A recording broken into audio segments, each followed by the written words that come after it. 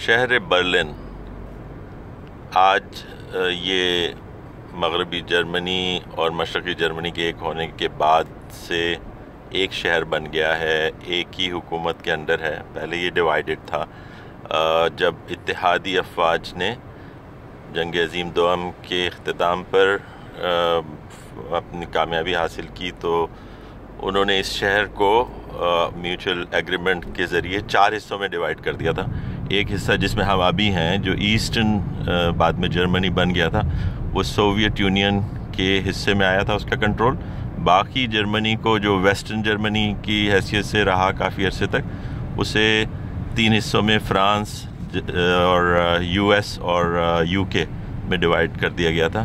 تو یہ اسی طرح سلسلہ چلتا رہا۔ بعد میں پھر یہ 2 الگ الگ کنٹریز میں کی صورت میں انہوں نے وجود حاصل کیا اپنا، ویسٹرن جرمنی اور ایسٹرن جرمنی کی حکومتیں۔ اس وقت ہم جیسے میں نے بتایا کہ ایسٹرن سائڈ پہ ہیں، اور ایسٹرن سائڈ کی جو یہ عمارات ہیں، آپ کو اس میں خاص انداز ملے گا، جو کہ جو کمیونزم کا جو سٹائل ہے، لائف سٹائل، اس کو اس میں آپ کو نظر آئے گا کہ اس میں زیادہ ایک ہی طرح کے فلیٹس اور بنے ہوئے کہیں آپ کو جو ماڈرن تعمیرات ہیں جو 1990 کے بعد اس سٹی کی یونیفیکیشن کے بعد بنی، وہ ذرا مختلف ہیں، اور ویسٹ والا ایریا مختلف ہوگا۔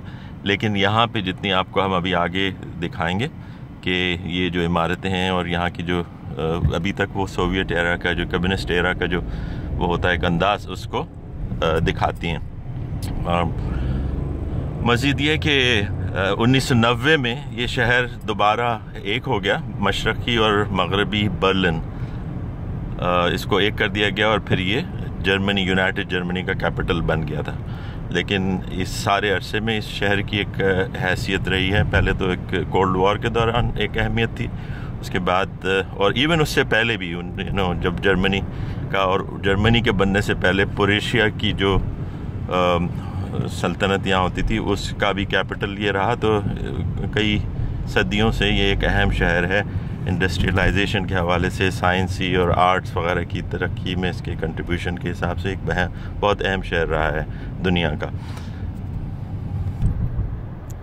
اب ہم شہر کے مضافاتی علاقے سے، جہاں ہم نے شروع کیا اپنا سفر، اب تقریباً شہر کے زیادہ گنجان آباد اور مصروف علاقے میں آ گئے ہیں، اور یہ ابھی بھی ایسٹ والا علاقہ، ایسٹ برلن جو کہلاتا تھا، اور ابھی بھی آپ کو جو کنسٹرکشن میں جو میں نے کہا وہی انداز نظر آئے گا جو سوویت ایرا کا تھا۔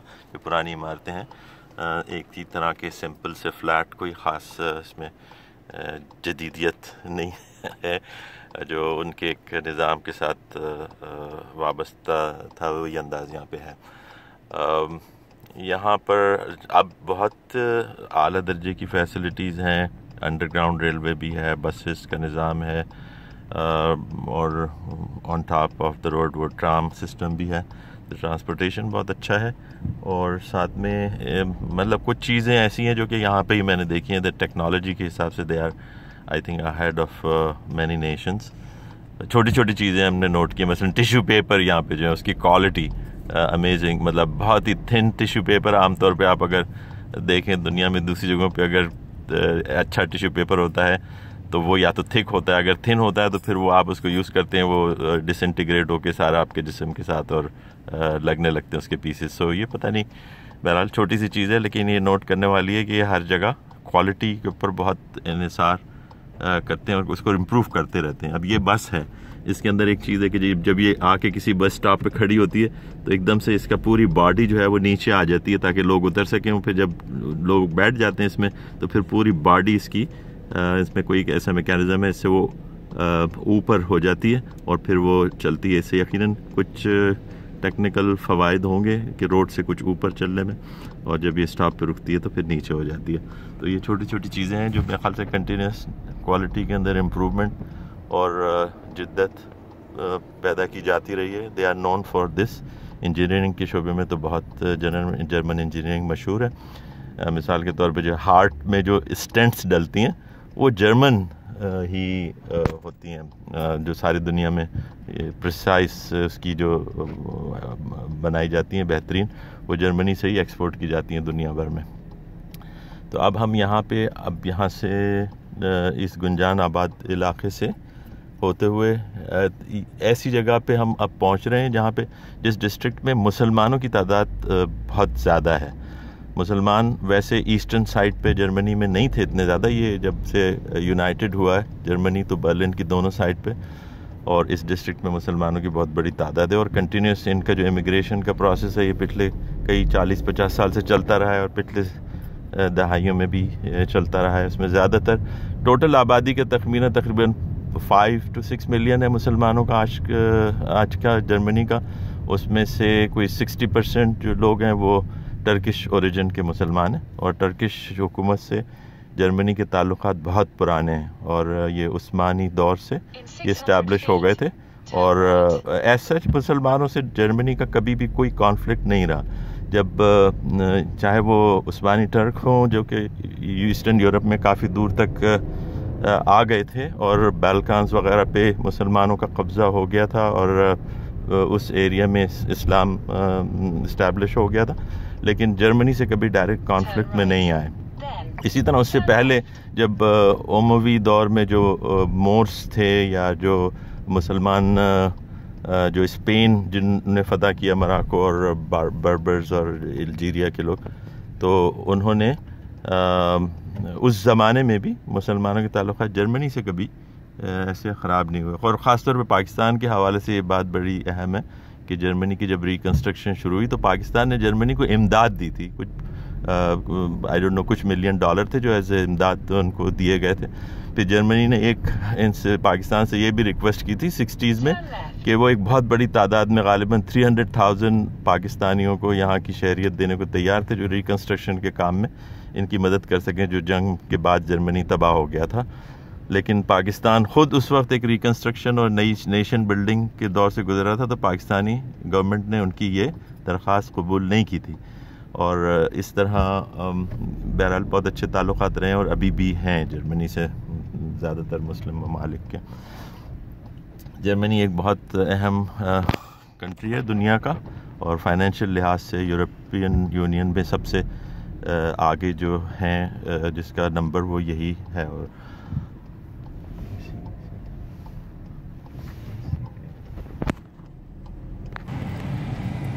یہ جو اسٹریٹ ہے جس وقت ہم موجود ہیں اسے کارل مارکس اسٹریٹ کا اس کا نام ہے.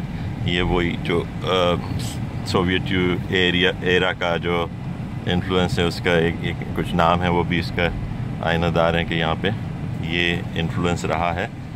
کارل مارکس کمیونزم کے بانی، اور ان کے نام پہ اسٹریٹ کا نام. لیکن آج اس اسٹریٹ پر آپ کو بہت سے مسلمان نظر آتے ہیں. اب آپ دیکھیں گے یہ کچھ باپردہ خواتین حجاب میں بھی نظر آئیں، اور یہ ایک کامن سین ہے. زیادہ بہت بڑی تعداد میں یہاں پہ آپ کو مسلم بزنسز نظر آئیں گے. مسجدیں بے شمار ہیں برلن شہر میں، اور چھوٹی بڑی کئی مساجد ہیں. 2-3 کو ہم دیکھ چکے ہیں آلریڈی. آپ کو ایک آدھ مسجد آج بھی دکھائیں گے. لیکن یہ اس ایریا میں خاص طور پہ مسلمان اچھی بڑی تعداد میں ہیں، اور ان کے بزنسز بھی ہیں. یہ ایک اور اسٹریٹ اسی شہر کی.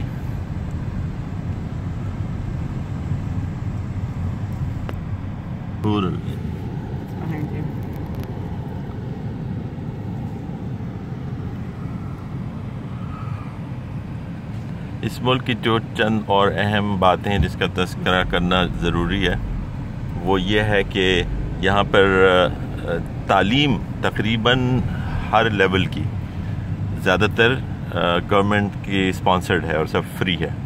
اور ایون فارن اسٹوڈنٹس کے لیے بھی جو یہاں پہ آتے ہیں یہ تعلیم جو ہے وہ فری ہے. اور اسی طرح یہاں پہ دیگر فیسلٹیز جو ہیں، ٹیکسز ہائی ہیں اور اس ٹیکسز کا صحیح استعمال ہوتا ہے. اسی لیے ہم دیکھتے ہیں کہ پبلک پلیسز کے اوپر نہایت صفائی ستھرائی کا انتظام ہے، اور سوشل سروسز بہت اسٹرانگ ہیں یہاں پہ. تعلیم میں جیسے میں نے بتایا، اس کے علاوہ کئی اور فیسلٹیز ہیں. یہاں پہ کوئی روڈ ایسی نہیں ہے جس پہ ٹول ہو، تو کوئی چنگی نہیں ہے، یعنی سب فری ہے. آپ کہیں پہ بھی چلے جائیں، آپ کو کہیں رکنے کی ضرورت نہیں ہوتی اور کسی کارڈ کی ضرورت نہیں ہوتی. Just keep on travelling. یہ کچھ ڈفرینٹ چیزیں ہیں جرمنی کی. خوشحالی ہے اور ایز آئی سیڈ کہ ٹیکس زیادہ ہیں لیکن ان ٹیکسز کا صحیح استعمال ہے عوام کی فلاح و بہبود کے لیے.